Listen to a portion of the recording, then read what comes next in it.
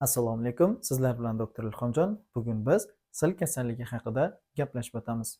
Sil kasalligi Mycobacterium tuberculosis tomonidan keltirib chiqariladigan yuqumli kasallik hisoblanib, havo tomchi yo'li bilan hayvonlardan odamlarga yoki odamlardan odamlarga yuquvchi kasallik hisoblanadi.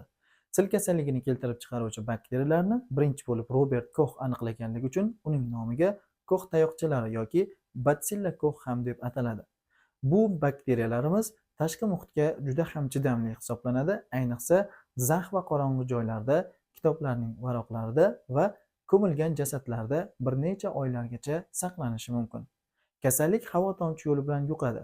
Ko'p a'zolarni zararlanishi bilan farqlanadi boshqa kasalliklardan. O'pka sili, suyak sili, ichaklarning sillari, qovoq sili, jinsiy a'zolarning sili, teri sili kabi turli xil a'zolarda kasallikni keltirib chiqarishi mumkin. Ammo o'pka sili juda ham ko'p tarqalgan. O'pka sili havo tomchi yo'li bilan tushgan mikroblarning o'pkaga o'rnashishi hamda u yerda asta-sekinlik bilan ko'payishi bilan boshlanadi. Bemorlarda klinikasi holsizlik, ishtahasizlik, yo'talning qisqa hamda kalta-kalta bir oydan ortiq davom etishi hamda tunda terlash, ozib ketish kabi klinik belgilar bilan namoyon bo'ladi.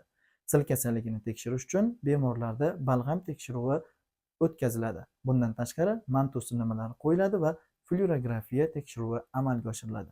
Kasallikni davolash statsionar hamda ambulator sharoitda dots terapiyasi orqali amalga oshiriladi.